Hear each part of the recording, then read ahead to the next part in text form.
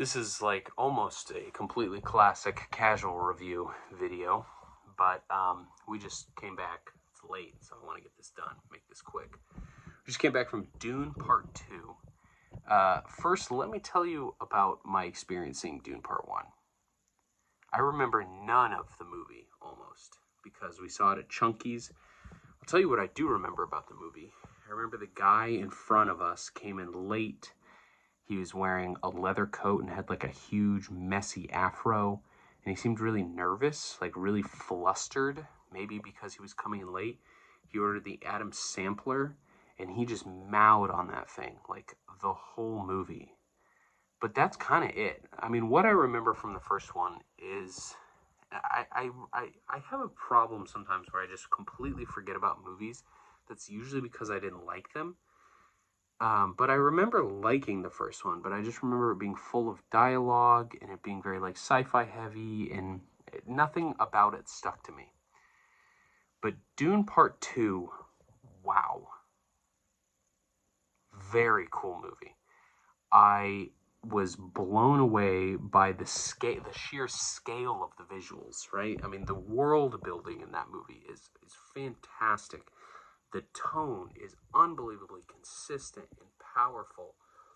And the movie is long, but somehow that fits. And I never say this anymore, but somehow that runtime really fit the tone and the arcs and the breadth and the timing and the pacing of the whole movie was just fantastic. What I think stands out to me the most is the mixing. The sound mixing is unbelievable. That movie is 100% all about the sound and the Foley and the environment and the atmosphere that is built through the audio is so good. And the score is really good. It's really subtle and fits. The score itself is almost a sound effect, and it's just really phenomenal. I really felt like that was a great sci-fi movie. And I don't know much about the Dune franchise from like a book perspective, but I know there's like 9 books total, maybe more, maybe a little less, I don't know. But I assume that this one was intended to be a trilogy, but seeing the numbers, seeing the money rolling in, especially on the second one, I have to believe that they are going to make all the books into movies. And I felt like I was sitting in a Star Wars or a Lord of the Rings or a Harry Potter, just like one of these really these era-defining movie franchises. And frankly, I'm really excited for it. The acting was, well, to be honest, the acting was a little hit and miss, but when it hit, it was so good. Austin Butler, who I thought that was Bill Skarsgård, but I guess it's Austin Butler. And Austin Butler is somebody that I'm not necessarily a huge fan of. I didn't really like him in Elvis all that much, although I didn't hate that movie as much as a lot of people did. But Austin Butler was fantastic. I mean, I think one of my favorite performances in the whole movie, but it's hard to know where his performance started and like where the design of the character ended in terms of how much I loved it. There was a whole sequence where it was like Gladiator, and it was all this duotone and really massive in scale and just epic. And again, the tone of it all is just so fantastic, very dark, very somber and barren. And that worked really, really well. I don't think Timothée Chalamet is my favorite choice for the lead in this movie, but I don't know. I just feel like his on-screen presence is kind of weak.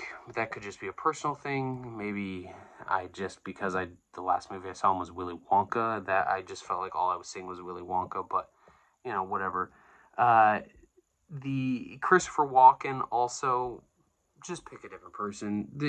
All I could see was Christopher Walken in priest robes. I couldn't see anything else in that character, and he was supposed to be the most powerful kind of character in that universe for that movie, and I didn't feel it at all. I thought the actual real Skarsgård, who was in the movie, Heron Skarsgård, I think his name is. I thought his character is phenomenal. His performance, I mean, I don't know. I think it could have been replaceable, but not in a bad way. Just in the fact that the character is so good. Um, Zendaya, I think, was a little forgettable, but whatever. I mean, those are all minor things. In general, I found the whole movie experience to be incredibly refreshing, and I was completely gripped. I mean, I had to pee on 2 different occasions, and I was like, I don't know when to go. I legitimately don't want to miss anything in this movie, and I rarely feel that way because normally in movies I kind of like know where it's going, and it's like if even if I miss something, I kind of know what beat we're at in the turn structure, but this movie, it was like, I don't want to miss a thing. There's so much lore and background, and the magnitude of everything was just fantastic. So I think that was easily like a 9 out of 10 for me. I think it is one of the best movies I've seen this year. One of the most enjoyable movies, not even from like a filmmaking perspective, but just from like a personal, uh, just kind of the tone. Again, the tone, the darkness, the weight of it was something that I just find to be really entertaining, and I cannot wait to see what comes next. I know that there were different crew members and different directors on the movie, so I don't know if that had to do anything with it. But all in all, I got to go back and watch that first one. I got to give it another chance because I mean, if they continue this trend, I see this being one of the best franchises, in my opinion, to come out of sort of the 2020 era. So like I said, 9 out of 10. Highly recommend. See it in theaters. See it just at all. It's really good. And I've really been hating these longer run times, but this movie made it make sense. And I thought the climax was actually really tastefully done, given how epic in scale the movie was. The ending was epic in emotional scale, but very micro in visuals and in momentary scale. So, good movie. Dune Part 2. Check it out. See it for sure.